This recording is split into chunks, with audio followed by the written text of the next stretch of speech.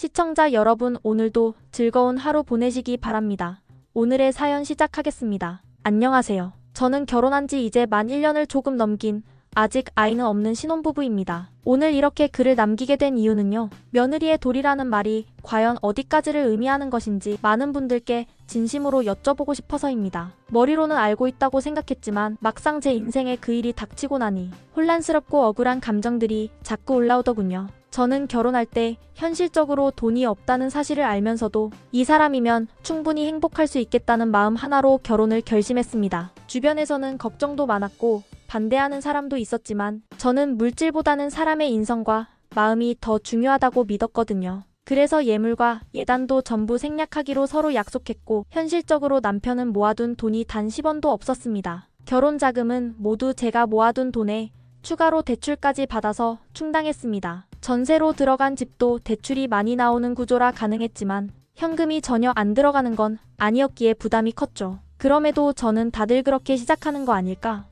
하며 위안을 삼았습니다. 제 부모님은 그래도 시댁에서 어느 정도는 보태주시지 않을까 기대하셨던 것 같아요. 결혼이란 게 두 집안이 함께 짊어지는 거라고 생각하셨던 거죠. 그런데 그 기대는 철저하게 무너졌습니다. 시부모님은 정말 한 푼도 보태주시지 않았어요. 아무런 미안함도 없이 심지어는 당연하다는 듯한 분위기였고요. 물론 처음부터 시댁이 형편이 어려운 것을 알고 결혼한 것이니 저도 괜찮다고 그럴 수 있다고 제 스스로를 달래며 넘겼습니다. 결혼을 준비하면서 그래도 장남을 장가 보내는데 예물 하나 없이 보내긴 못했는지 시부모님께서는 남편에게 금세트 하나를 해주셨습니다. 그것도 전 시부모님께 고마운 마음으로 받아들이려 애썼어요. 그래서 저도 균형을 맞추기 위해 신랑에게는 괜찮은 시계를 사주고 시어머니께는 명품 핸드백을 선물했습니다. 그리고 현금 예단으로 1,000만 원을 드렸고요. 그 중에서 500만 원은 다시 돌려받긴 했지만 솔직히 제 입장에서는 부담이 큰 금액이었어요. 그래도 며느리로서의 예의라며 감당하려 노력했습니다. 친구들은 제 결혼 소식을 듣고 이런 말을 했습니다. 요즘 세상에 왜 그런 조건으로 결혼을 해? 네가 뭘 그렇게까지 해가면서 결혼을 하냐? 그 남자 진짜 그 정도로 특별한 사람이야? 그때마다 저는 미소 지으며 대답했어요. 그래도 나한테는 진심인 사람이고 무엇보다 우리 부모님에게 안부 전화도 저보다 먼저 하고 부모님 건강이나 생활까지 걱정해주는 사람이야. 그런 사람 흔치 않잖아. 라고요. 그땐 정말 그렇게 믿었습니다. 적어도 제 선택이 틀리지 않았다고 믿고 싶었어요. 결혼 후 현실은 생각보다 훨씬 팍팍했습니다. 맞벌이로 정신없이 일하면서도 매달 나가는 고정비와 대출 상환은 숨이 턱턱 막히는 수준이었죠. 저희 집 형편도 여유롭진 않아서 부모님께 매달 용돈을 드리진 못했지만 그래도 명절이나 생신, 특별한 날엔 최대한 정성을 다하려 했습니다. 반면 시댁은 꼭 챙기려고 애썼습니다. 돈이 없어서 많은 걸 드릴 순 없어도 마음만큼은 성실하게 표현하고 싶었거든요. 그렇게 살다 보니 문득 이런 생각이 들었습니다. 이게 정말 며느리의 도리인가? 내가 이 모든 걸 감당해야 할 이유가 있는 걸까? 저는 지금도 그 질문을 가슴에 품고 살아가고 있습니다. 고등학교 시절부터 쭉 친하게 지내온 친구들이 있습니다. 학창시절의 우정을 소중히 여기며 한 달에 몇만 원씩 각자 돈을 모아왔고 그렇게 10년 가까운 세월을 함께 해오며 소소하지만 끈끈한 인연을 이어왔죠. 그렇게 모은 돈이 어느 정도 쌓이자 지난 가을 우리는 다 함께 2박 3일의 여행을 계획했습니다. 몇 달 전부터 날짜를 맞추고 힘들게 직장 휴가도 조정하고 다들 결혼하고 육아하느라 시간 내기 어려운 상황 속에서도 마음을 모아 만든 소중한 여행이었습니다. 여행지는 저희가 사는 곳에서 꽤 떨어진 타 지역이었고 오랜만에 마음껏 웃고 쉬며 우정도 다지고 싶다는 기대감으로 가득 차 있었습니다. 게다가 저는 결혼 후에도 시부모님과 친정부모님 모두 저희 신혼집에 자주 왕래하지 않으셨기 때문에 그 일정에 크게 걸릴 일은 없을 것이라 생각했습니다. 신랑도 처음엔 괜찮다고 했고요. 그래, 몇 달이나 준비한 여행인데 다녀와. 오랜만이잖아. 이렇게 말해준 신랑 덕분에 마음 놓고 친구들과 함께 떠날 수 있었습니다. 그런데 여행 이튿날 아침 평소와 다르게 신랑에게서 계속 전화가 오는 겁니다.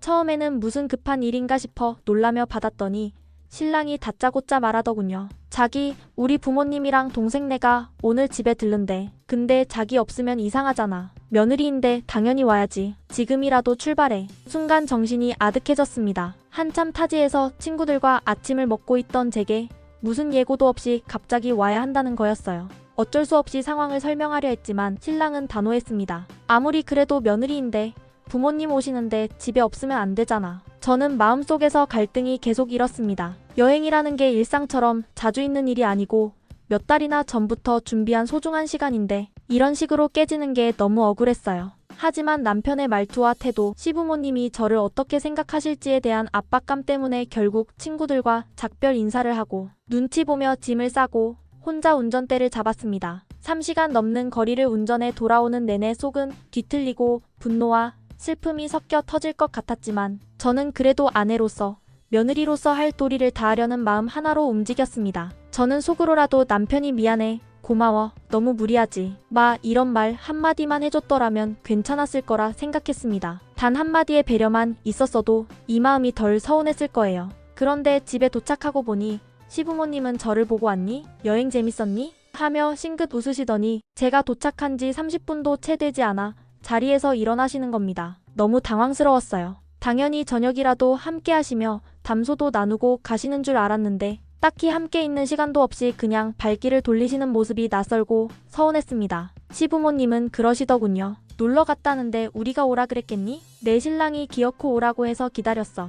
얼굴 보고 간다. 그 순간 제 머릿속은 멍해졌습니다. 도대체 누구 말이 진실인 건지 혼란스러웠고 친구들과의 소중한 시간을 포기하고 피곤한 몸을 이끌고 3시간을 달려온 제 자신이 너무 허무하고 불쌍하게 느껴졌습니다. 속이 부글부글 끓어올랐습니다. 내가 뭘 그렇게 잘못했지? 내가 무슨 죄를 지었지?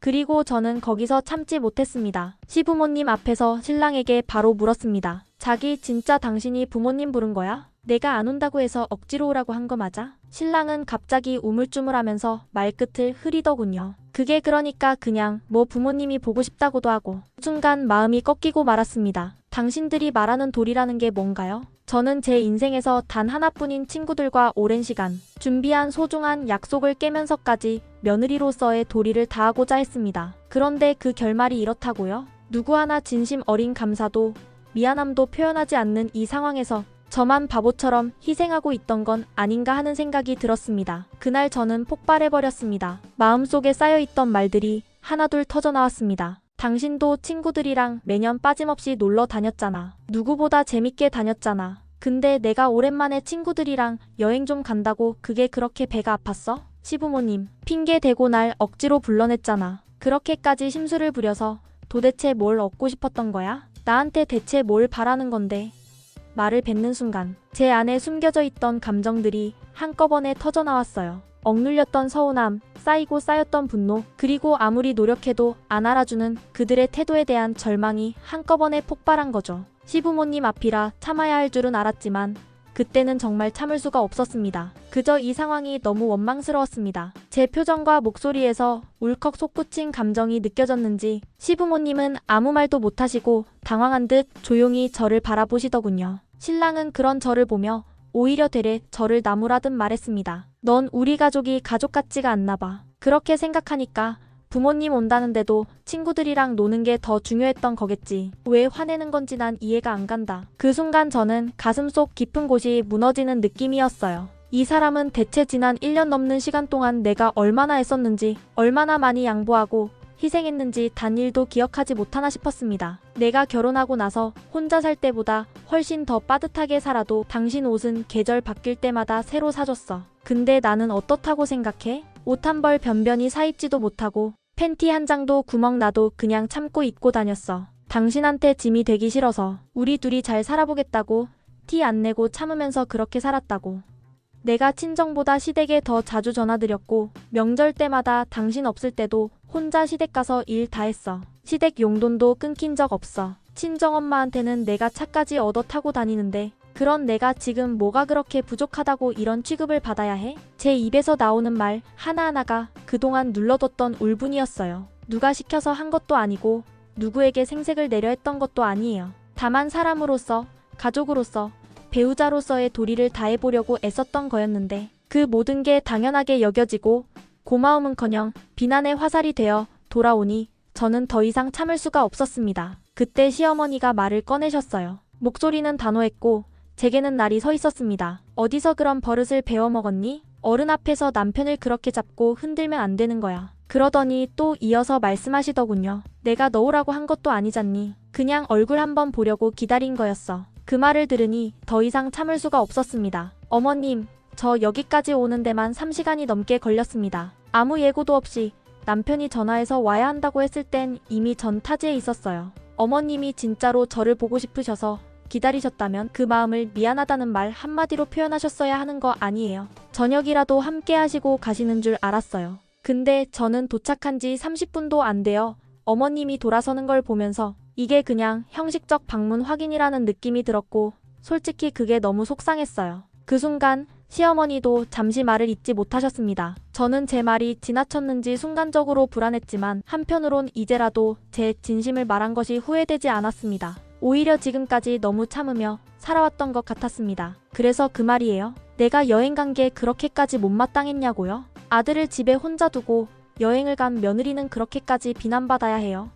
제가 묻자 신랑은 마치 기다렸다는 듯이 목소리를 높였어요. 부모님이 오셨으면 내가 며느리라면 특히 큰 며느리면 만사 제쳐두고 와야지. 그런 게 기본 아니야? 며느리로서 내가 지금까지 한 게 뭐가 있는데 당당하게 그러냐고. 그 순간 제 안에 있던 모든 인내가 무너졌어요. 제가 어떤 마음으로 이 집에 시집왔는지, 어떻게 결혼 준비를 했고, 어떤 희생과 노력을 하며 살았는지를 이 사람은 정말 단 한 번도 제대로 헤아려 본 적이 없다는 걸 깨달은 순간이었죠. 연애할 때 당신 카드 없어 내 카드로 어머님 생신 선물 산 거 기억 안 나? 결혼 준비할 때 당신 모은 돈 한 푼도 없어서 내 돈에 대출까지 받아서 시작한 거 기억 안 나? 맞벌이 하면서 월급날마다 뭐 하나 빠뜨리지 않고 지출 정리하고 시댁 용돈도 내가 직접 챙겨드렸어. 그리고 당신 부모님 생신, 기념일 챙기고 명절마다 일은 내가 다 하고 나만큼 하는 며느리 있으면 데리고 와봐. 내가 너무했냐고? 그런 말할 자격이 있는 사람한테 들을게. 제가 울컥하며 쏟아낸 말에 신랑은 할 말을 잃은 듯 멍하게 저를 바라봤고 저는 결심한 듯 말했습니다. 난 이제 시댁에 잘하려던 마음 완전히 접을게. 앞으로는 아무것도 안 할 거야. 도리? 그런 거 없어. 내가 하는 것마다 당연하게 여기는 당신 태도. 그거 너무 지긋지긋해. 그게 싫으면 이혼하자. 저의 단호한 말에 거실에 앉아 계시던 시아버지께서는 아무 말도 못하고 묵묵히 고개를 떨구셨고 시어머니는 갑자기 분위기를 바꾸더니 조용한 목소리로 신세한탄을 하기 시작하셨어요. 우리가 뭐 그렇게 잘못했냐? 우리가 괜히 와서 아들, 며느리 사이를 갈라놓은 꼴이 됐네. 그 말에 저는 눈 하나 깜빡이지 않고 정색하며 말했습니다. 네, 어머님 때문에 싸운 거 맞아요. 신랑이 뭘 몰라서 저한테 집으로 오라고 했던 거라도 어머님이 단호하게 놀다 오게 두라고 말렸으면 여기까지 안 왔을 거예요. 근데 어머님은 오히려 부추기셨잖아요. 아니면요. 왜 어머님, 아버님이 저 도착하고 30분 만에 일어나셨겠어요? 솔직히 말해서 제 얼굴 한번 보자고 일부러 기다리셨던 거 아니잖아요. 그냥 왔는지 확인만 하러 오신 거 아니었어요? 제 말이 끝나자 신세한탄하던 시어머니의 얼굴이 갑자기 일그러지더니 얼굴이 불그락 푸르락 변하면서 자리에서 일어나시더군요. 그 말이 불쾌하셨나 봅니다. 하지만 저는 제 감정을 숨길 이유가 없다고 생각했습니다. 여태껏 너무 억울하고 속상했던 말과 행동들을 참고 살아온 건 저였으니까요. 그날 이후로 시부모님은 집을 나가셨고 남편과 저는 한동안 서로 말을 섞지 않았습니다. 집안 분위기는 냉랭했고 어색함은 매일매일 고스란히 피부로 느껴졌습니다. 남편도 말은 안 했지만 속이 많이 상한 듯 보였고 저도 이 관계가 이대로 계속 지속될 수 있을지 고민에 빠졌습니다. 사실 신랑은 다른 부분에선 크게 문제 있는 사람은 아닙니다. 결혼 후 1년 넘는 시간 동안 큰 다툼도 거의 없었고 생활적으로는 협조도 해왔어요. 하지만 유독 시댁 문제만 얽히면 꼭 이렇게 되더라고요. 그런 부분에서 저는 너무 서운하고 외로웠습니다. 시댁 얘기를 하며 제가 누구를 험담한 것도 아니고 단지 남편이라면 중간에서 완충 역할을 해줘야 하는 거 아니냐고 말했을 뿐인데 그조차 이해하지 못하고 제게 화를 내는 남편이 원망스럽기만 했습니다. 지금 와서 생각해보면 남편이 돈이 없어도 앞으로는 저보다 더 잘 벌어다 줄 거라는 희망 하나로 결혼을 결심했던 것 같아요. 사실 지금도 엄밀히 말하면 월급은 저보다 조금 더 많기도 해요. 그런 현실을 알기에 저는 남편을 무시한 적도 없고 경제적인 부분에서 밀린다고 느끼게 하지 않으려 늘 조심해왔어요. 그런데요. 그런 사람이 시부모님 앞에서 제게 당신 그 여행자기 돈으로 다녀온 거야? 라는 말을 내뱉는 걸 들었을 때 정말 눈앞이 아찔했어요. 그 말 한마디에 지금까지의 모든 순간이 무너져 내리는 기분이었습니다. 결혼 후 남편 앞에서 제가 얼마나 살뜰히 아껴왔는지 얼마나 묵묵히 감당하며 살아왔는지 그런 제 모습을 알면서도 그걸 모욕감 주듯 부모님 앞에서 입 밖에 내는 그 순간 머릿속에는 딱 하나의 문장이 맴돌았어요. 내가 왜 이런 인간과 결혼했지? 놀러 간 게 뭐가 그렇게 큰 잘못이었을까요?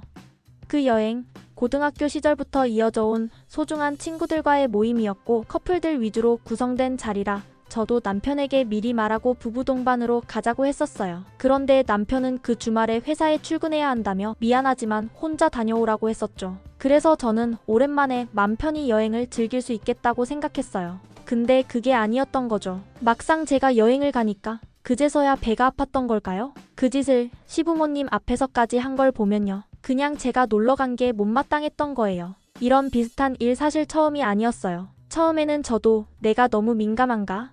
혹시 내가 남편의 입장을 이해하지 못해서 그런 걸까? 하고 스스로를 돌아봤어요. 나쁜 며느리인가 싶어서 혹은 다른 부부들은 다 저렇게 살아가고 있는 건데 나만 못 받아들이는 거 아닐까 싶어서 한동안 진심으로 고민도 했습니다. 근데요, 이제는 알아요. 내가 틀린 게 아니라는 걸요. 나 혼자 양보하면서, 나 혼자 미안해하면서, 나 혼자 이해라는 이름 아래 참아왔던 거였어요. 그건 이해가 아니라 무너짐이었어요. 무너진 건 제 자존감이었고 저라는 사람이었죠. 그래서 이제는 결심했어요. 저는 더 이상 양보하지 않을 겁니다. 남편이 진심으로 저를 존중하고 저와 함께 삶을 살아갈 사람이 맞는지를 저는 이제부터 지켜볼 생각이에요. 그게 아니면 애 없을 때 정리해야죠. 내 인생을 누군가의 도리라는 말 한마디로 함부로 재단당하면서 살고 싶지는 않아요. 저는 제 역할을 하며 제 기준을 지켜나갈 겁니다. 혹시 제가 너무 이기적인 생각을 하고 있는 걸까요? 혹시 제가 놓치고 있는 부분이 있다면 여러분의 진심 어린 조언을 듣고 싶습니다. 그동안 참 많이 참고 또 참아왔던 제가 지금 이 선택을 하려는 것이 정말 잘못된 걸까요?